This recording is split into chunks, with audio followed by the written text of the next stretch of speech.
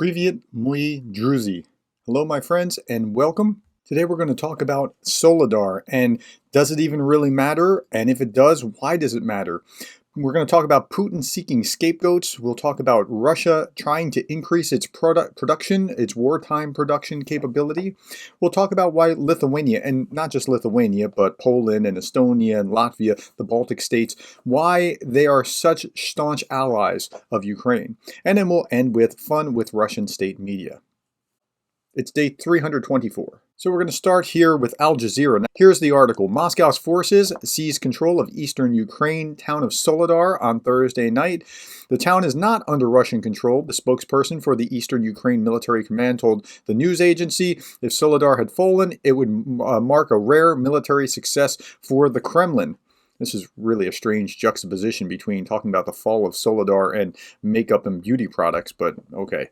The loss of Soledar would put huge pressure on Bakhmut, said the news person from here, but I don't think it will. While Al Jazeera is usually really good at their reporting, this statement I think is off base. Same coverage from Radio Free Europe.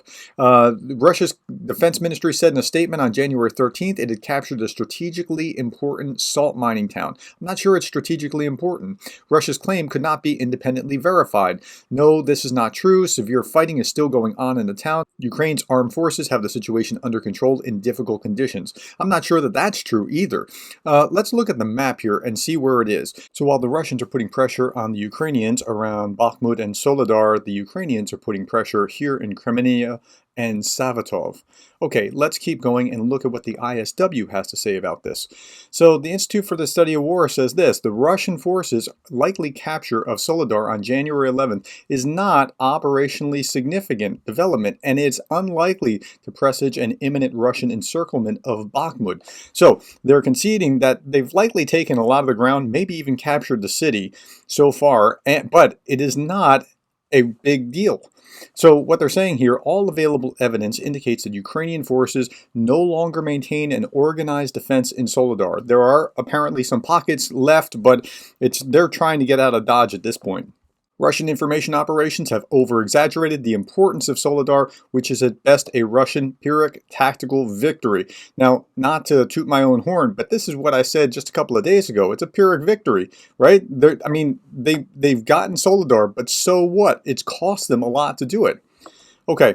The ISW continues to assess that the capture of Soledar will not enable Russian forces to exert control over critical Ukrainian ground lines of communication into Bakhmut, nor better position Russian forces to encircle the city in the short term. It was a highly attritional tactical victory which will accelerate degraded Russian forces. So hear that.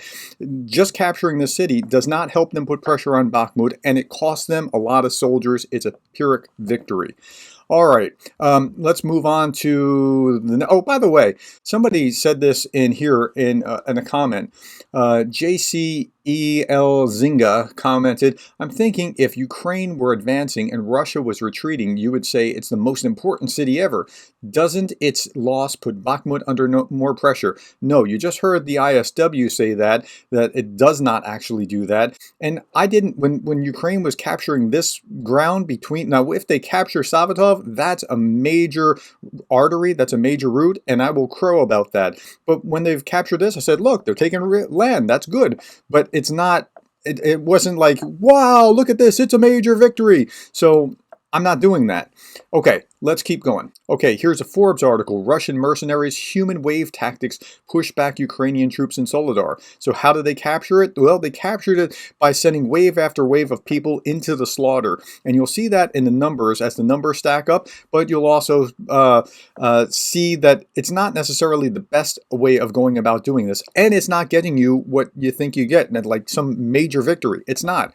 Here, this article also says the same thing. In any event, the fall of Soledar doesn't necessarily mean Bakhmut is in imminent danger of falling too. The capture of the center and most of Soledar by Wagner units is undoubtedly a tactical success, wrote Igor Gherkin, right? He's a Russian mill blogger. He's pro-Russian. He's saying the same thing as the ISW. However, the enemy's front was not broken through. The enemy is creating a new line of defense in the western outskirts, relying on salt mines. Gherkin added, the battle for the city are not over yet. The western outskirts and suburbs will have to be stormed. The enemy command definitely controls the situation. That's the Ukrainians that control the situation. Wagner has thrown an estimated 40,000 fighters at Bakhmut and Soledar. As many as 4,100 have died, according to The Guardian. Another 10,000 are wounded. So roughly 15,000 killed or wounded. That's 15,000 casualties out of 40,000. No ground combat force can sustain offensive operations after losing a third of its strength. But that's what Wagner did. Now, why did they do that? That seems like it's kind of a stupid thing to do. So let's look at this article. The battle for Soledar. First Russian, oh wait, here's how, and then I'll tell you why.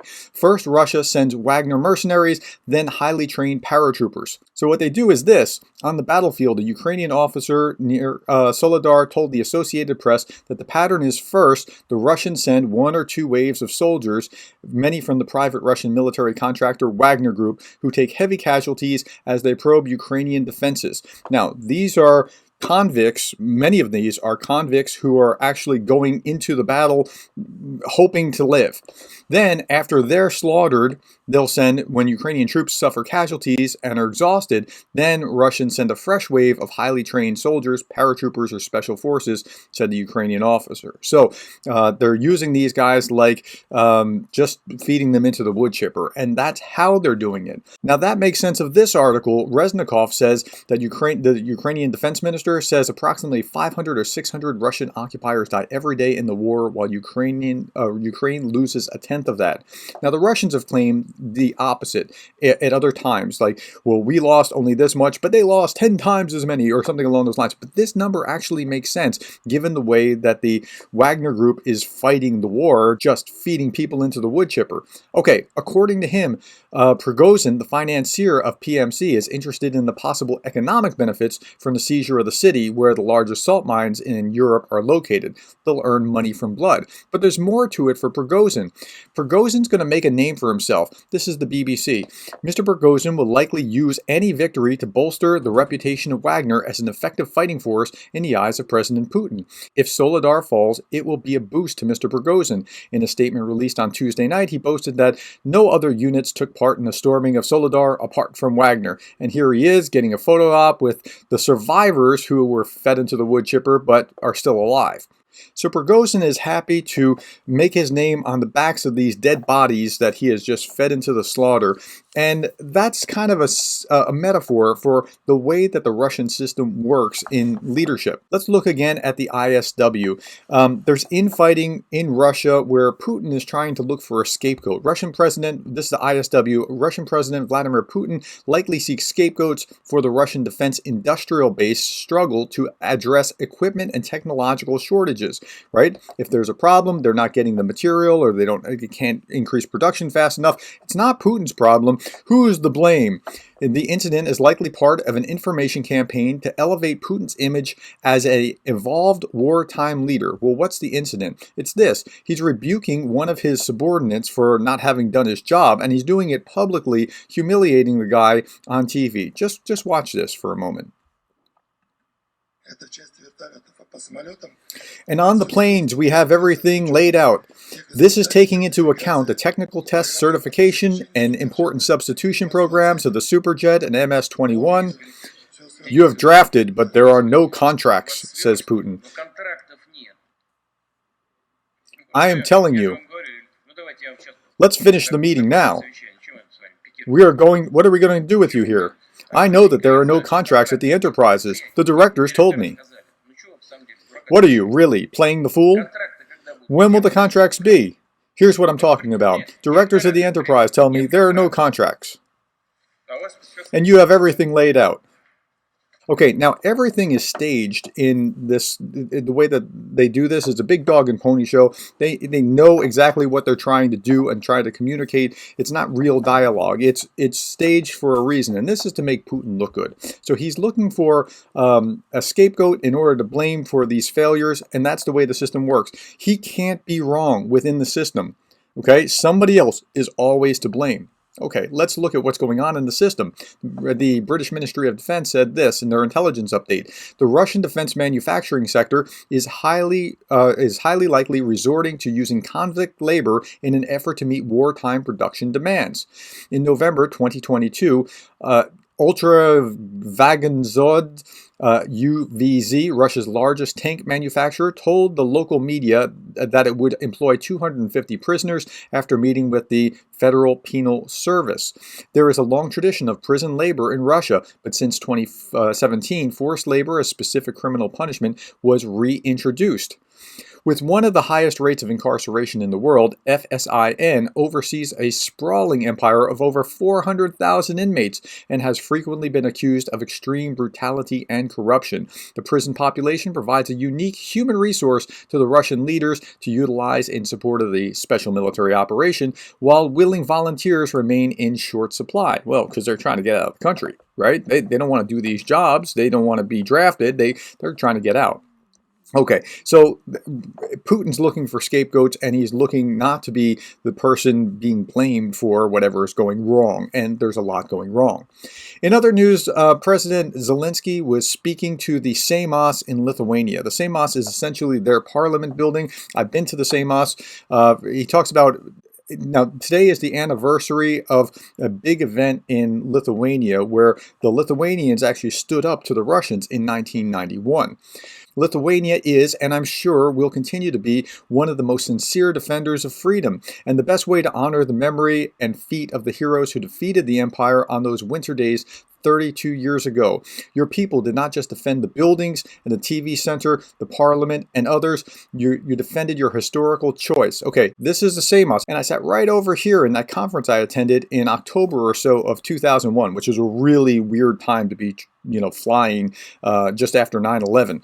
But yeah, so this is the Seimas, and so when they're talking about the TV center, there were people killed defending the TV towers or near the TV towers. So here's what happened in Lithuania at the time. The Lithuanians went to the Soviet constitution and saw, hey, we're free and independent states in the Soviet Union, and they said, we'd like to go. Okay, they weren't the first. I think the Poles had preceded them and were doing the same kind of thing, but the Lithuanians said, we're going to leave the Soviet Union. Well, Gorbachev sent tanks, and there were tanks outside the parliament building. The people of Lithuania came out and locked arms around the building in rows of layers and layers and layers of people deep, and the Soviets had a choice.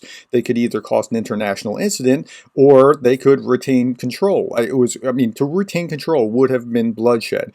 I talked to a member of the Lithuanian parliament who was inside the building unscrewing the wooden rails on the handrails going up the stairs so that they would have something in their hands to fight with. This is why the Lithuanians were so in support. The Lithuanians, the Estonians, the Latvians, the Poles, they're so in support of the Ukrainians right now because they understand what Soviet domination was like, and they never want to go back to that. Okay, let's keep going. So encroaching on our cities, they meant the cities of other independent states of Europe as well. Attacking Kyiv, they dreamed of attacking Vilnius, that's the Lithuanian capital, Riga, Warsaw, Prague. And he goes on, Lithuanian hearts were fully mobilized, and they were, again, rings of human protection around that parliament building where the parliamentarians had said we're leaving the Soviet Union. This day, Freedom Defenders Day, is the right time to remind that freedom is alive when the idea of protection is alive, when there are people willing to fight for it, and you have to fight for it. You really do. And when it's not just rhetoric, but real actions. And that's what's happening in Ukraine. Okay, let's have some fun with Russian state media. So the first article is they found some German general who's willing to say that the Russians are going to win. And here's Russia will take full control of the Donbass. Well, it might be hard. You haven't had a real victory except Soledar in 6 months. So how long will it take you to achieve full control of the Donbass? The Russian offensive in Bakhmut direction speaks of the imminent liberation of the republics. I'm not so sure it's that imminent. Here's another article. A U.S. state senator in Oklahoma points to the threat from Ukrainian troops. And so he wants to not have these Ukrainians in Oklahoma. But it doesn't matter because a military base is federal territory. He has no jurisdiction whatsoever on Fort Sill in Oklahoma. Another article. Strategic Donbas town of Soledar fully liberated. Well, it might be, but again, let's say it is. It really doesn't matter. I mean, even if you have taken that, it's not threatening Bakhmut in any real way, according to the ISW. It It's a victory in PR land only, and it cost them too much. I mean, it was a really expensive victory for the Wagner Group. And remember, Wagner were supposed to be these premier black ops kind of fighters, and they've really turned out not to be all that effective. Okay, Ukraine legalizes foreigners in neo-Nazi regimen. Okay, so more foreigners can come to other regiments, so what? The article is more about the headline than any of the content of the article itself. I mean, I read the article and I was like, that's not really what it was talking about. But they do get to say that there's neo-Nazis out there in Ukraine, and that's something that they want to keep establishing again and again in their propaganda efforts. Okay, if you got any value out of this presentation, I would appreciate it if you would like. If you're new to me, if you would subscribe. I'll be back tomorrow. If you want to help a Ukrainian entrepreneur pay his bills, buy a hat or a mug or a shirt.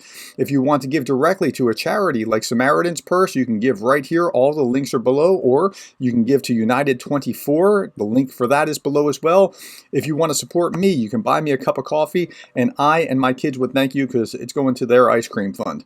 All right, last thing, if you have not read and you would like to read about Zelensky, my book on Zelensky is free on Kindle Unlimited, and you're welcome to check that out as well. The link is below. Last thing I want to say, as always, is thank you for supporting Ukraine. Let me try it. Dayaku shoku vi Boliviaze za Ukrainiu. Thank you for your time. I'll see you tomorrow.